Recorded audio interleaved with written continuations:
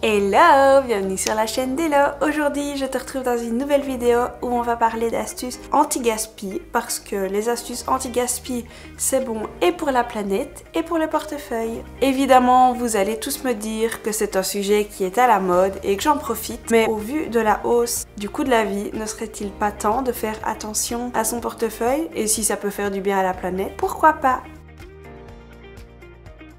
Fais attention aux dates de péremption. Tu le sais peut-être ou tu ne le sais pas, tu l'as peut-être déjà remarqué, les dates de péremption ont deux inscriptions bien différentes. Vous avez le à consommer jusqu'au et à consommer de préférence. Alors la différence, elle est quand même énorme. Lorsqu'il est mis à consommer jusqu'au, passé cette date, les risques sanitaires sont bien plus élevés, donc tu risques plus probablement d'être malade.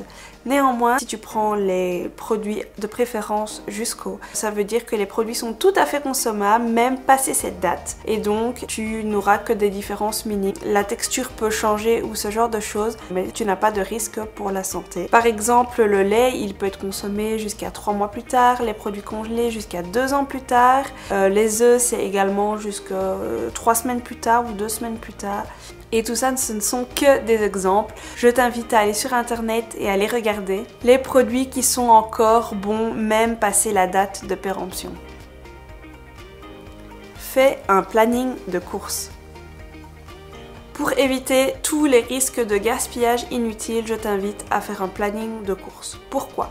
Parce que tu vas regarder dans ton frigo ce qu'il te reste. Avec ce qu'il te reste, tu vas pouvoir en dégoter des menus. Tu vas également faire des menus et suite à cela, tu vas établir une liste de courses de ce qui te manque pour manger toute la semaine. Ainsi, tu ne risques pas de surconsommer de la viande ou du poisson ou n'importe quel autre produit frais car tu sais exactement ce que tu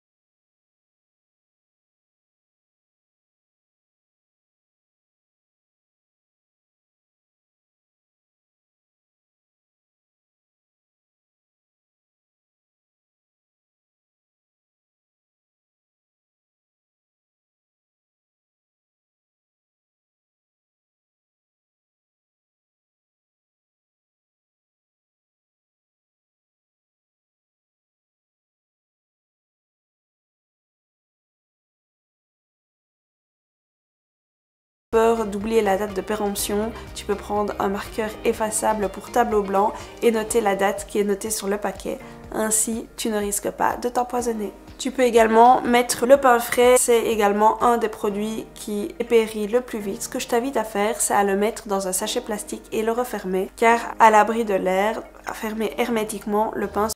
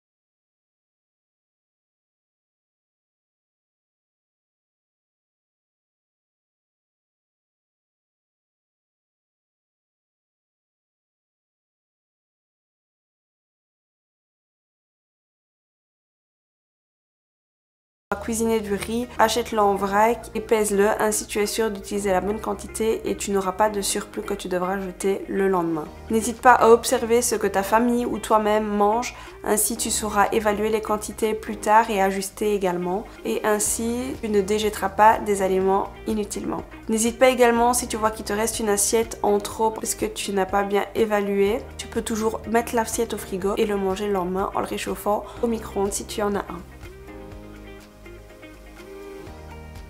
Utilise ton congélateur. Évidemment, parfois il n'est pas possible de cuisiner à juste dose parce que tu fais de la bolognaise et la bolognaise ça prend du temps. Dans ce cas, ce que je t'invite à faire, c'est attendre que tout refroidisse et mettre ça dans des contenants hermétiques et les plonger au congélateur. Ainsi, tu ne le déjetteras pas, tu ne seras pas forcé de le manger tout de suite et ça se conservera plusieurs semaines, voire plusieurs mois. Attention à l'utilisation du congélateur, ne recongèle jamais ce qui a été décongelé si cela n'a pas été cuit entre temps. Tu risques une grosse intoxication alimentaire et c'est pas ce qu'on veut. Conserve avec du sel, du sucre ou de l'huile. Comme tu le sais, nos ancêtres ont utilisé des techniques ancestrales pour conserver les choses dans les bateaux ou lorsque le frigo n'existait simplement pas. Il ne faut pas hésiter évidemment à réutiliser ces techniques qui ont fait leur preuve depuis des milliers d'années. Ça permettra d'éviter le gaspillage. Par exemple, le sel conservait énormément d'aliments en les déshydratant par exemple. Je pense notamment à la charcuterie. Tes sucres, le sucre peut également être utilisé de différentes manières. Les fruits peuvent être plongés dans le sucre pour en faire des confitures, pour en faire des marmelades, pour en faire des gelées. Ça se conserve bien plus longtemps qu'une pomme qui resterait dans une corbeille à fruits. Quant à l'huile, elle peut être utilisée pour conserver les aliments tels que les tomates, les champignons ou encore les anchois. On les plonge dans l'huile et ça se conserve bien plus longtemps au frigo. Mange ces zones